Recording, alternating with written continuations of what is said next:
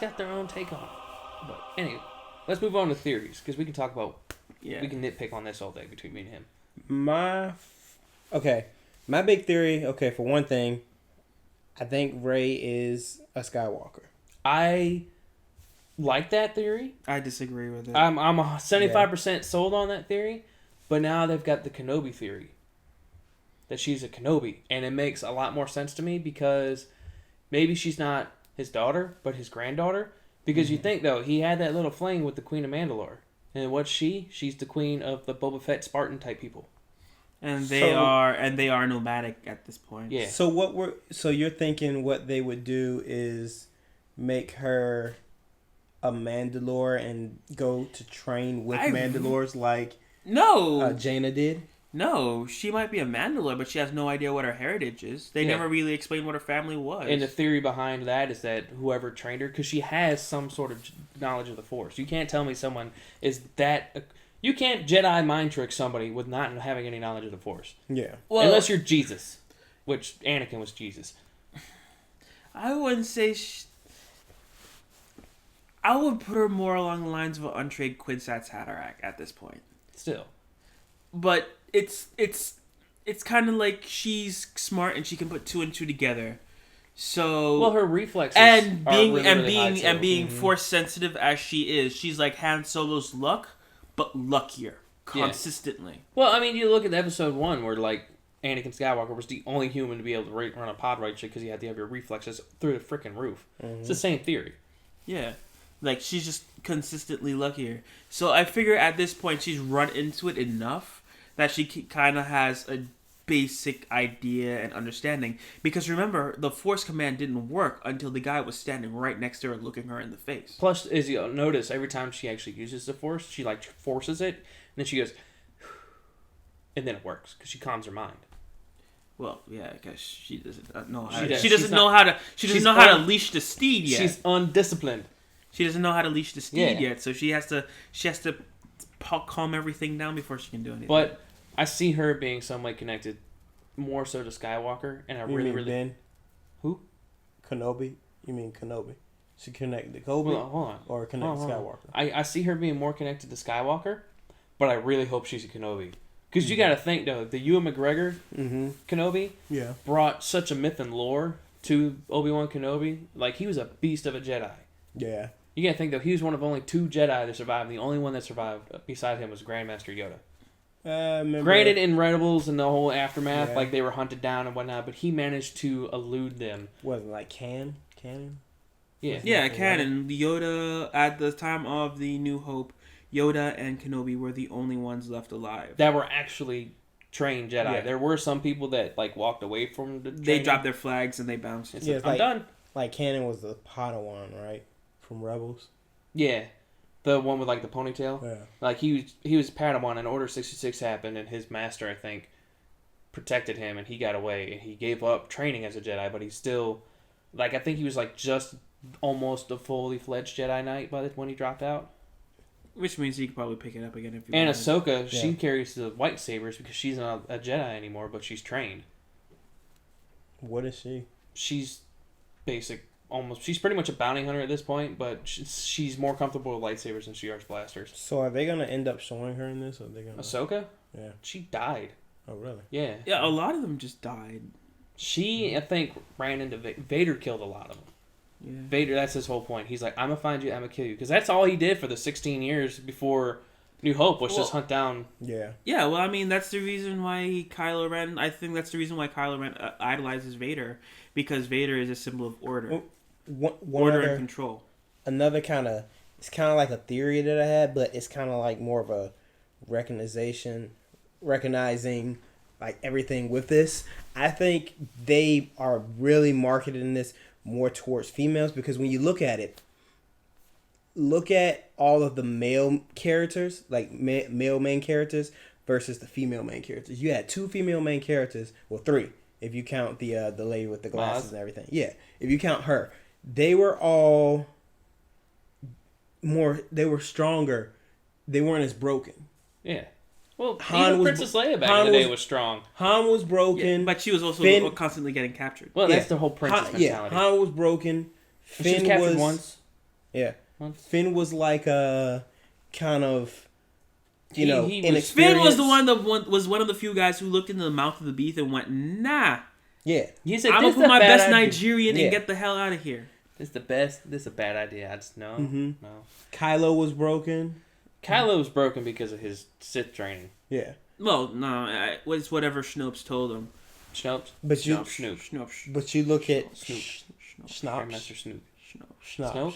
Snoop? Schnops. Can I talk about that theory? What? Oh my god. about- Oh, what? the- That he's Plagueis? Yeah, Yeah. and remember Ray also. She was but Yeah. Plagueis.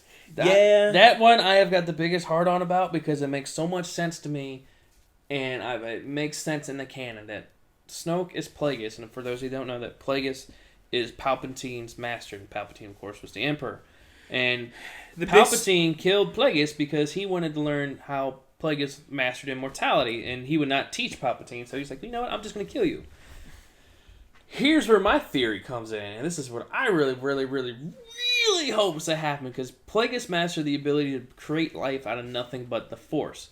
I really hope that he saw into the future and realized that Palpatine was getting betrayed him, or at the time it was happening, he was smart enough to go, you know what, I'm going to create something that's going to be really, really powerful and stop you from doing whatever you need to do and just fuck your plans up, basically. And basically, that's why Anakin Vader was created like the Virgin Mary story. Just, I conceived him, I carried him, I had him. There's no father, I don't know. And that's why also his midichlorian level is off the charts, is because Plagueis created the perfect weapon to use the Force. He is the Jedi chosen one. But I feel like he wasn't supposed to be found by the Jedi. I think he was supposed to be found by the Sith. And then trained up. And I feel like Plagueis was eventually going to take over his body. Because Plagueis has a very frail, weak body. He's extremely powerful with the Force, but he's very weak physically. Well, that's generally the biggest downside to being a dark side wizard, is that it does take a toll on your own personal life energy. But that is my theory that I hope comes to fruition so much, because I got in an argument with somebody because like, it's going to take too long to explain it. It's like, I literally just explain it in like 5 minutes. You do a little montage and have like freaking Plagueis explaining stuff in front of everybody. So you think that's what Snopes meant by... I know it's probably Snoke, but I like saying Snoke. Leave me alone. It's Supreme Leader Snoke. And Snoke just sounds funny to me. Snoke, you want Snoke. No, but that's what do you think he means by further training? Is just prepping him for a, if not possession, then a merging of consciousness? I think in that case is that he's actually going to finish his training, as he's going to be he's going to get his Darth title, which if he gets Darth, what is it, Sidious? He can't get Darth Sidious. Well, because he's not. Sidious is short for Insidious. Yeah, but which one was the Solo kid in the canon? Cadius? Cadius? I think. Because it was one of the twins of the Solo. Yeah, it was. Yeah, yeah. It was the Jacken. Jason. Yeah, Jason Solo. I think that his name's Cadius. I think, or they may just make him Darth Ren. No, because it has to be basically the way the titles work is that the second part of the Darth title kind of describes your personality. So Darth Emo. Well, you gotta think though. Vader was all about protecting his family. That's why he went to the dark side. He was all about protecting his family by rushing into places. He invaded places to shut them down. Or you could use the German vernacular for Vader, his father. Mm. So however you want to turn that one, that's a whole nother debate for another movie. But that's my theory. I really, really, really hope comes together. All right. So, Annie?